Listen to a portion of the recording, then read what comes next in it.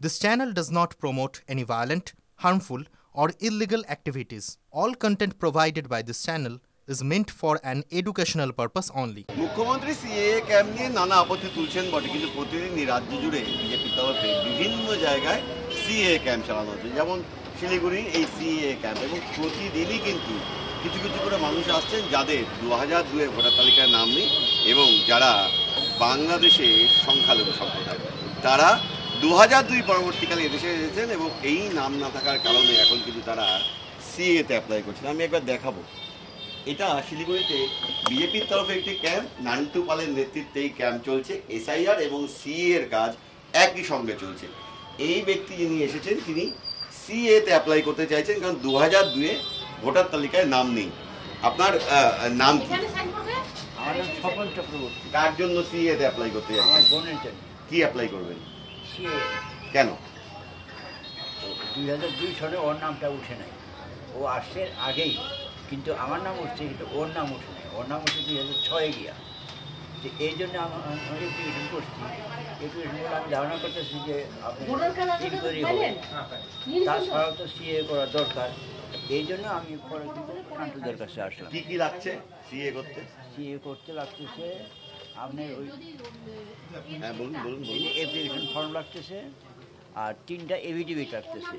কি কি? 3টা এভিডেভিট এখানে আছে আপনার। একটা হচ্ছে কাস্ট সার্টিফিকেট, আর হচ্ছে ক্যারেক্টার সার্টিফিকেট, আর হচ্ছে সেলফ ডিক্লারেশন। এছাড়া এই 3টা নোটারি করায় নিয়ে আসছি। এছাড়া ওই বাংলাদেশের ছাত্র স্কুলে পড়তো তার সার্টিফিকেট আছে, আর তারপরে বিশ্ব হিন্দু পরিষদের থেকে সার্টিফিকেট আছে। আচ্ছা, এই সার্টিফিকেটগুলো নিয়ে আসলেই তারপরে অনলাইনে অ্যাপ্লাই করে দিচ্ছি। অনলাইনে অ্যাপ্লাই করে দিচ্ছে। অবস্থা আসলাম এই সমস্ত কাজের জন্য। নান্টুর দাদু সিদ্ধ হস্ত, এই জন্য ওনার কাছে আসলাম। ওনার কাছে মুখ্যমন্ত্রী যে বলছেন সিএ প্রয়োজন নেই, কারো নাম কাটা যাবে না। না, কারো নাম কাটা যাবে, কিন্তু ডকুমেন্ট তো দিতে হবে। ডকুমেন্ট যদি না দেওয়া হয়েছে তাহলে তো সবার নাম এমনি হয়ে যেত। কিছু না কিছু ডকুমেন্ট তো লাগবেই। মুখ্যমন্ত্রীর কথায় আস্থা রাখতে পারছেন না? না, যা লাগবে তা দিতে হবে।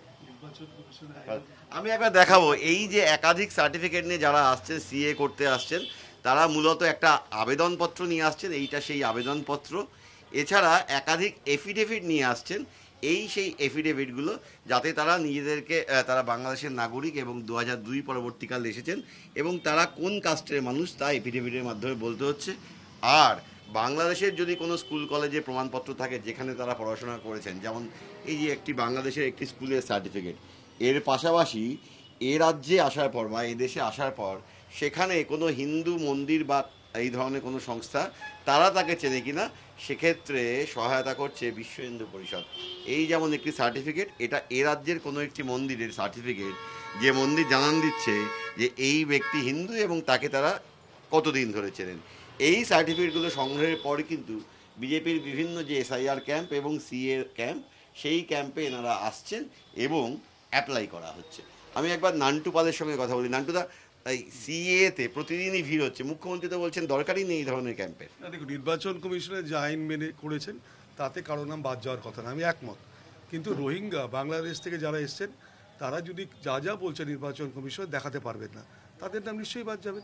মুখ্যমন্ত্রী সেটা বলছেন না, কিন্তু আমরা বলছি হিন্দুদের নামও কারো নাম বাদ যাবে না। মুখ্যমন্ত্রী বলছেন আমরা ক্যাম্পের ক্যাম্প। দেখুন, নির্বাচন কমিশনার কোনো দলের কথায় চলে না।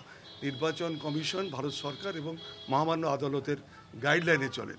নির্বাচন কমিশনের যার যা গাইডলাইন আছে সেটা ফলো করতে পারে। কত সিএ এর আবেদন জমা পড়ছে এখন পর্যন্ত? আমার এখানে 10টা পড়েছে, আরও কয়েকটা ওদের কাগজপত্র, যেগুলো কিছু কাগজ জোগাড় করতে হয়।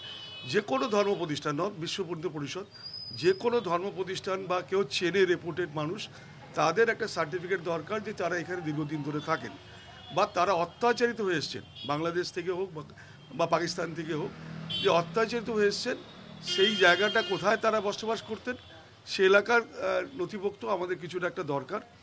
আরেকটা হলো যে এইখানে যারা যেখানে বাস করছেন তার একটা ক্যারেক্টার বা কী লোক, কীরকম লোক, তার একটা এফিডেভিট নিচ্ছে। 3টে এফিডেভিটের মধ্যে তার একটা পরিচিতিও একটা কাটে। একটা বাজে লোককে এখানে রাখাও আমরা চাইছি। তাও আমরা বলছি এদের নাম কিন্তু বাদ যাওয়ার কথা না। 3টে এফিডেভিট আমরা একটা সাধারণভাবে দিচ্ছে, আমরা এটা কম্পিউটারের মাধ্যমে তাদের যা যা করণীয় করে তাদের হাতে পোর্টালে আপলোড করে দিচ্ছেন। সিএ পোর্টালে আপলোড করে তাদেরকে এখানকার নাগরিকত্ব তাদের দেওয়ার আমরা সব রকম ব্যবস্থা করছি। এবং কোনো টাকা পয়সা লাগছে না, টাকা পয়সা লাগার এপিটুপিটটা ওনারা যদি করে দেন তাহলে সুবিধে, 3টে এপিটুপিট করতে 100-150 টাকা খরচা হয়।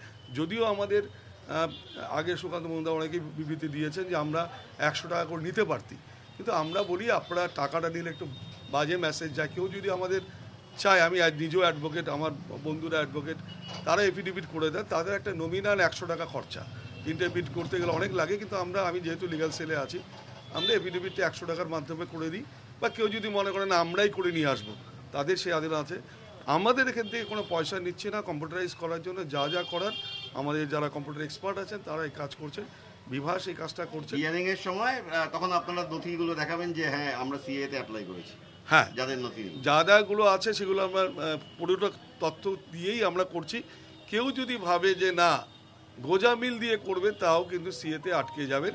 সিএটার সকলের নাম কিন্তু যুক্ত করার জন্য কারো নাম ভারতবর্ষের থেকে বাদ যাক, সেটা আমরা চাইছি না।